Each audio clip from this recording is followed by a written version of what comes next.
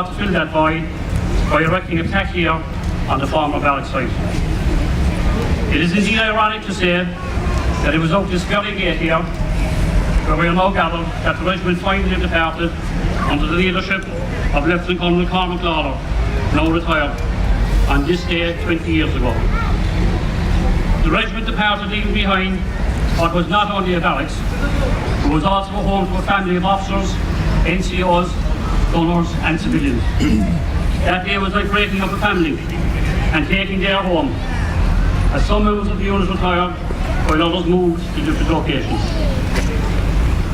The vast majority of the regiment were relocated to Collins Barracks Cork in 1998, and in typical regimental fashion, not alone did they take up residence in their new post, but they eventually went on to become the lead unit with responsibility for the entire post. As part of today's proceedings, we had to research historical references regarding Murphy Barracks, and we contacted Military Archives in Dublin and asked two questions. One, when was the barracks first occupied by the Irish Defence Forces, and what was its official name? The following was the response from Military Archives. Question 1. We have to look through what material we have regarding the takeover of Ballincollig Barracks. The anti-treaty forces first took it over in 1922, and when they were retreating from the town, they burned the barracks in mid-August of that year. The land was taken over by national forces, but the barracks was not rebuilt at this stage. It was leased out for grazing. A military post was opened there in early 1940, and in 1943, elements of artillery transferred there. The 3rd FAR are mentioned to have been sent to Ballincollig for demobilisation purposes in 1945, with the 1st FAR, which was formed in 1944 in Clonmel, and the 7th FAR following in June of that year. In mid-1946, the remaining personnel from these three regiments were combined as a reborn 1st Field Artillery Regiment. The second question is a more difficult one, because each source we look at seems to disagree with the one before. Its name in Irish has always been Dúnaí Vorcada, and since 1958, which would translate as Murphy Barracks. But we have seen Leo Murphy Barracks mentioned a few times, and even Walter Leo Murphy Barracks. The information was taken from 3 different articles about the history of the barracks and the Field Artillery Regiment. I'm personally confident that we will be questioned and possibly corrected by some of our members on those answers. And now to today's proceedings. The 1st Field Artillery Regiment Association was formed in 2013 by like-minded serving personnel that identified a need to keep in contact with former members of the regiment and to seek to maintain contact between past and present members, fostering mutual friendship between them and providing social, suitable gatherings. Furthermore, to maintain the traditions of the regiment, to publicise and disseminate information concerning the history, deeds and the customs of the regiment.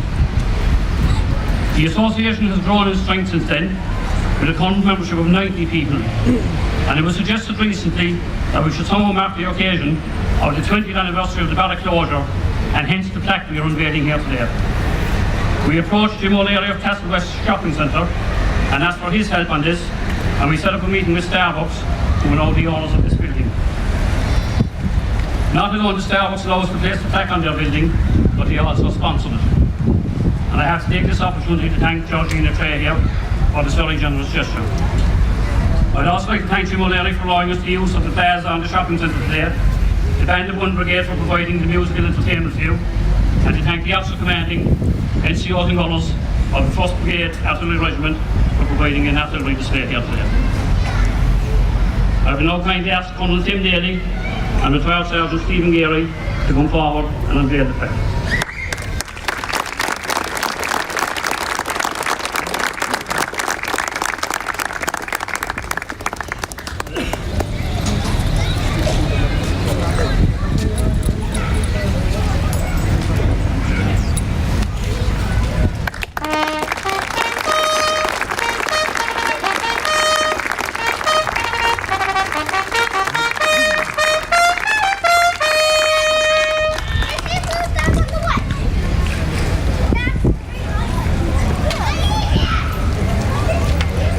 Thank you, Colonel Daly. Thank you.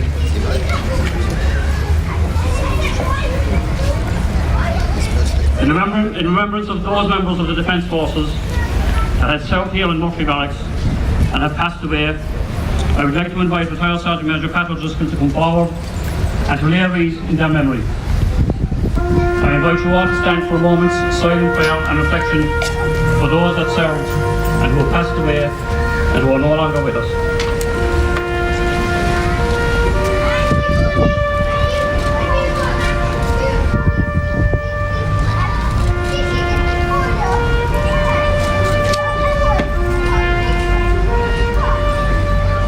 May they rest in peace.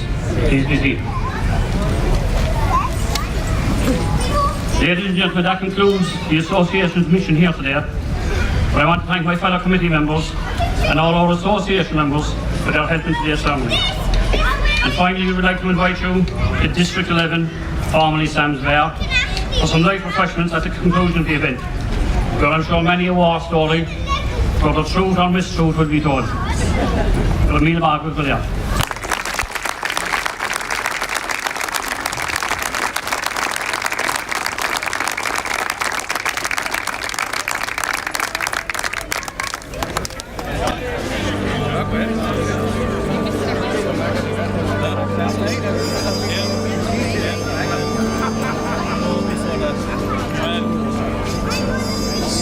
They serve this country honorably,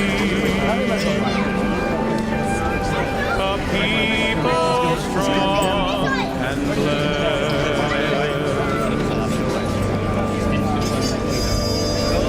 never wants to compromise. They strive to be the best.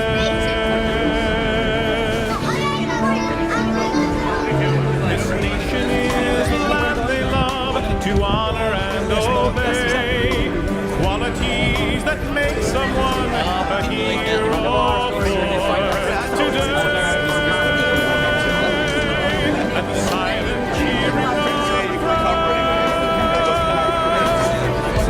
Somehow tell them that you got no job again to do. And as we bend our knees to pray, may we find a way to say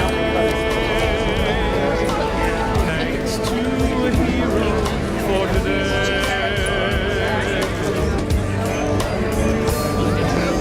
When you stand with me, you sometimes stand alone. Defending our America, unsure so far from home.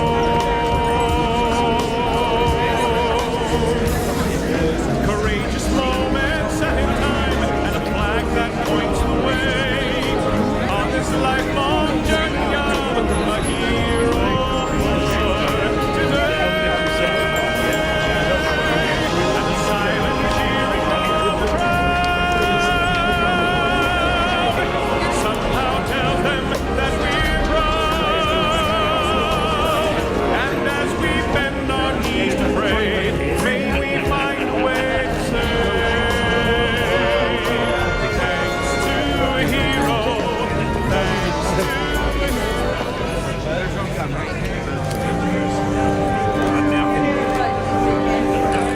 It was a feeling started long ago, when the call went out for volunteers, the nation being born. The sunshine patriots speeches, the summer soldiers song, for the special ones who paid the price to keep the country strong.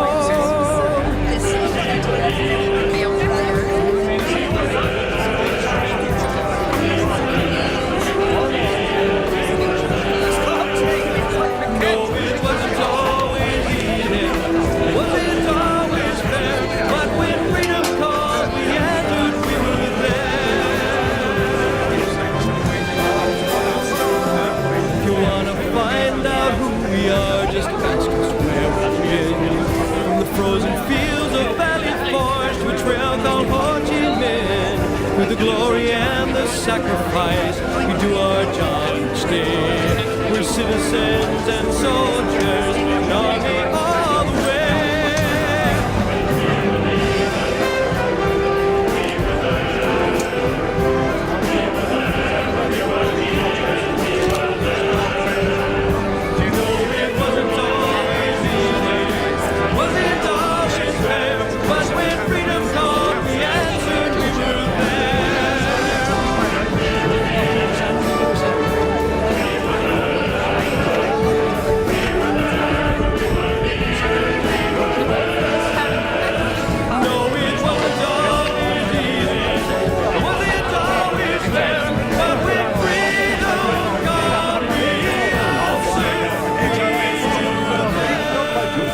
I don't mind.